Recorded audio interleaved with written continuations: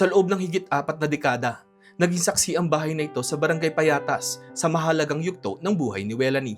Ang memories namin, syempre, yung magkakasama kaming mag-anak, tapos paminsan-minsang sumasali sa mga community activities. Sa kabila ng masasayang alaala, hindi nawawala ang pangamba ni Welanie habang nakatira sa kanilang lugar. Di ba dito naman sa Payatas, wala namang pag-aari ng lupa ang mga naninirahan.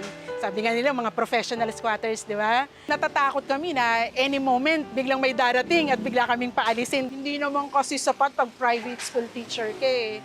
Hindi naman din ganun kalaki ang sahod. Para matustusan ng pagbili ng lupa na may mga titulo.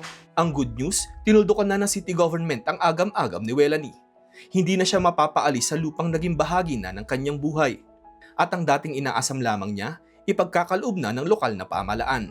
Pero mo, magkakaroon na ng katuparan yung pangarap namin. Kaya sinisimulan na namin ayusin at pagandahin para sa aming mga anak, para sa mga aapuhin pa namin. Dating leader kabataan sa kanilang lugar si Welanie at naging kabilang pa sa kauna-unahang batch ng mga nanalo sa National SK elections. At isa sa kanilang ipinaglaban noon pa man, ang magkaroon ng katiyakan sa paninirahan. So, ilang taon yon? More than 30 years. Natutuwa ako kasi nabigyan ng katuparan yung problema ng bawat kabataan noon na magulang na ngayon at nasa dapit hapon na ng aming buhay. Sa ilalim ng direct sale program ng QC Housing Community Development and Resettlement Department o HCDRD, binibili ng pamahalang lungsod ang mga pribadong lupa para mabili rin sa mababang halaga ng informal settler families o ISFs na matagal nang naninirahan dito. All over Quezon City ang sakop ng ating programa. Simula 2020 hanggang 2025, nakabili na ang ating lungsod ng nasa 78.6 hectares para sa mahigit kumulang 21,000 na benepisyaryo. Katulad ni Welanie, naghahanda na rin ang taga-barangay Gulod na si Raquel para makapagpatayo ng bagong bahay sa lupang 30 taon na nilang inuukupa. Tapos na silang 28 magkakapit-bahay na magsukat at maghati-hati sa lupang nakuha nila sa pamamagitan ng direct sale program. Papasalamat po kasi sa hinaba-haba ng panahon na-award din po sa amin itong lugar na to. Kasi yung iba, di ba, wala naman pong kakayahan na makabili ng sarili nilang bahay. Kaya nagtsatsaga silang tumira as squatter. Batid ng lokal na pamahalaan ang matagal ng hinaing na maraming ISFs.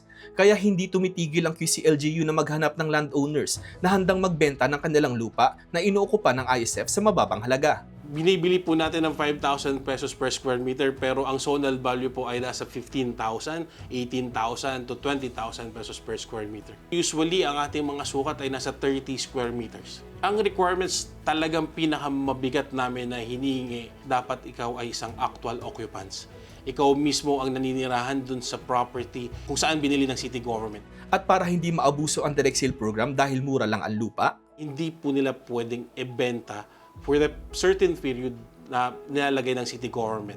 Ang linagay po natin na holding period ay 10 years. From the issuance ng title, hindi nila pwedeng ibenta ito sa period ng 10 years. isa pang lupang mapapasakamay na rin ng mga ISF ang matatagpuan naman sa Barangay Bahay Toro. Si Evelyn, 25 taon nang nakatira sa lugar. Mula Cebu, nakipagsapalaran siya sa Quezon City para maghanap ng trabaho hanggang sa makapag-asawa at magkaanak. Aminado siya na hindi sapat ang kinikita ng kanilang pamilya para makapag-ipon ng pambili ng sariling lupa. Kaya naman personal niyang hinanap ang landowner ng lupang inuukupan nila para kumbinsihin na ibenta ito sa kanila sa mas mababang halaga.